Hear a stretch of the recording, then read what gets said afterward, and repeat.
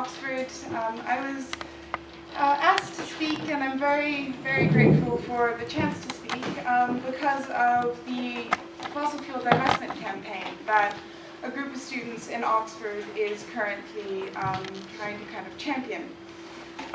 We have had some recent success. The university has called a university-wide consultation on the topic of fossil fuel divestment. So hopefully we'll gain some momentum. Before I get to that though, I'll say a little bit about what divestment is, why it's important.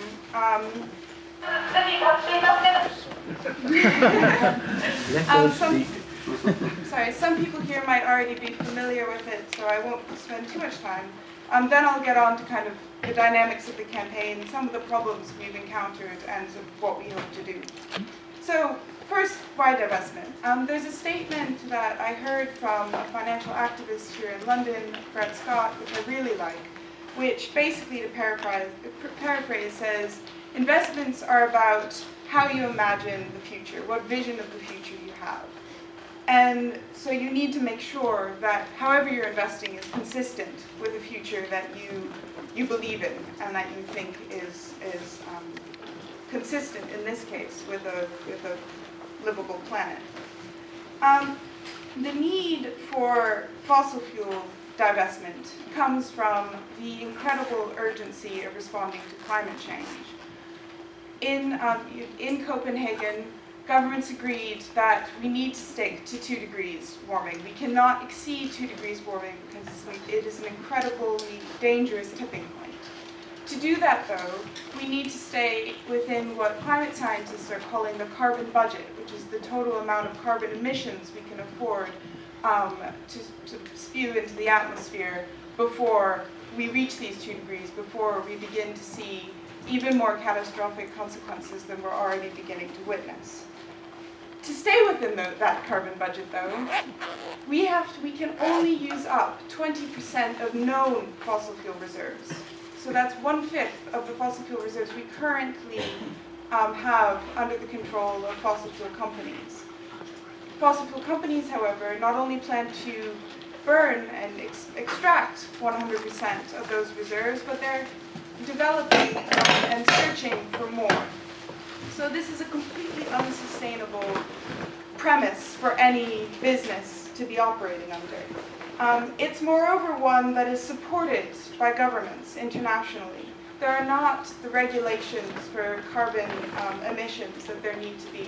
There is not the investment in alternatives that would mean that we have something viable to switch to.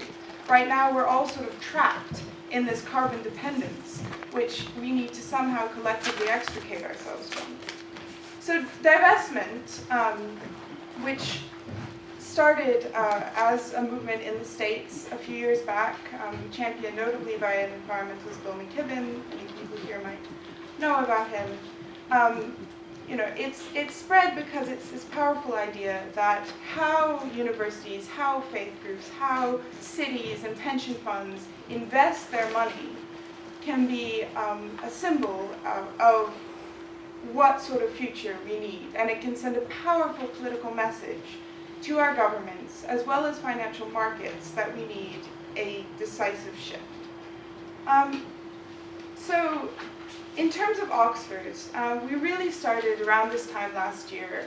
It started out of frustration, this was before I got there, but out of frustration with the fact that the university had recently agreed to a new contract with Shell, which has created a partnership to fund research within the university focused on how to not only extract fossil fuels, but extract unconventional. So this is Arctic drilling, this is fracking, this is, pushing the limits of what we are currently able to access now out of some kind of profit-seeking desperation. But the university is now inextricably committed to this process through its own research. So this was something students couldn't accept. In October, we started focusing on divestment as a way to kind of look at the big picture, force the university to consider its positioning within the the fight against climate change, and within this huge problem we're facing, which Alan and Natalie both highlighted, in terms of changing our way of doing things, changing our economies, etc.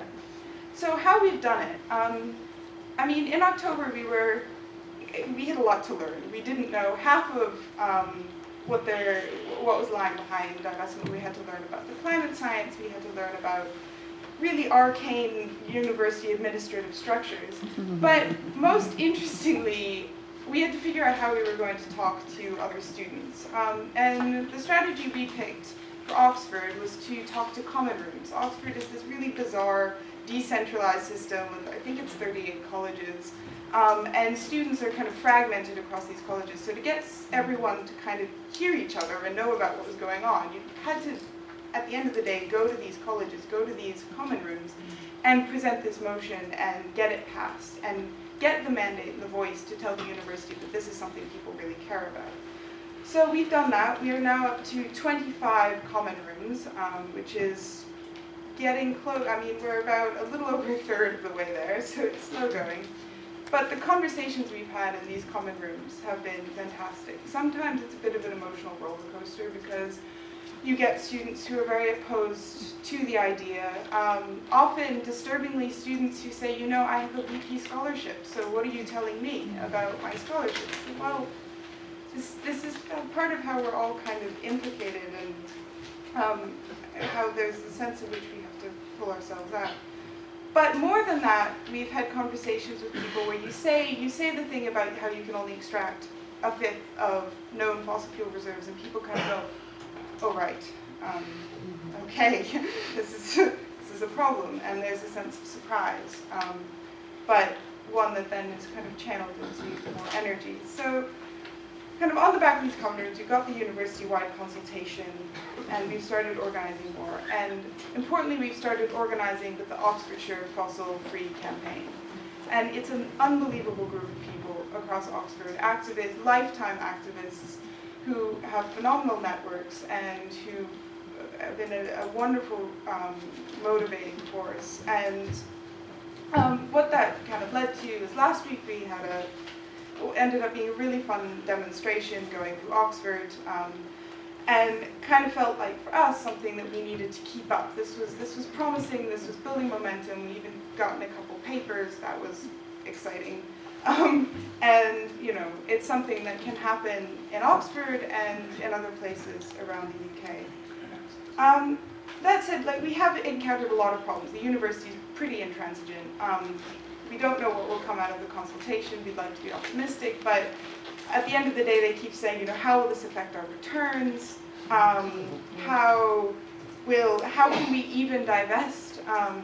And that has made me look at, what is the bigger problem? And when you look at the London Stock Exchange, there is a huge problem. 30% of the listed companies on the stock exchange are implicated in fossil fuels. Getting out of those is really difficult.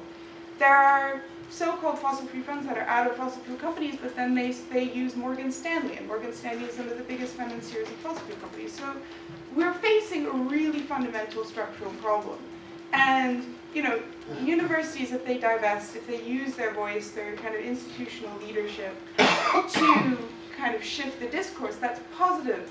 But we need to then think about how our universities and how we as campaigns in really concrete ways can target these structural embedded problems in our financial system. How we can, get people to acknowledge that the way risk is calculated, there are these awful games that don't take into account climate change at all. Carbon costs are just not factored in. And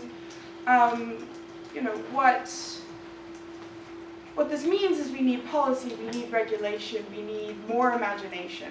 And I think that's where divestment is such a powerful concept, because it says what the bottom line is. I've had to talk to really unusual people I didn't think I'd be talking to as part of this consultation, like fund managers from London, and they say, we invest in efficient fossil fuel companies. They burn less while extracting all of this stuff. And you're just like, this doesn't make sense. This doesn't add up. You haven't done the math. You're deluding yourself. But this passes for progressive investment. So, this is what we've got to change, and this is why divestment is something that we can believe in. We can honestly say this is what we're pushing towards. This is where we have to be able to arrive. And anything short of this vision is just pretending. It's being PC, it's saying climate change is a problem, but it's not admitting what actually has to be done. So I think there's a lot of energy in the divestment campaign across the UK, internationally.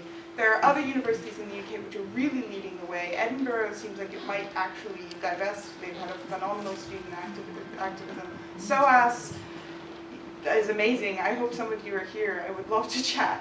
And then other, elsewhere in the US and kind of Australia, all over the place. But it's this kind of momentum that we need to build on ahead of Paris, ahead of a whole set of policy decisions that have to be made by governments across the world. So we need to think about how we can link these campaigns, how we can keep the momentum up, and how we can force government leaders to be more imaginative and understanding in exactly what needs to be done. So thank you.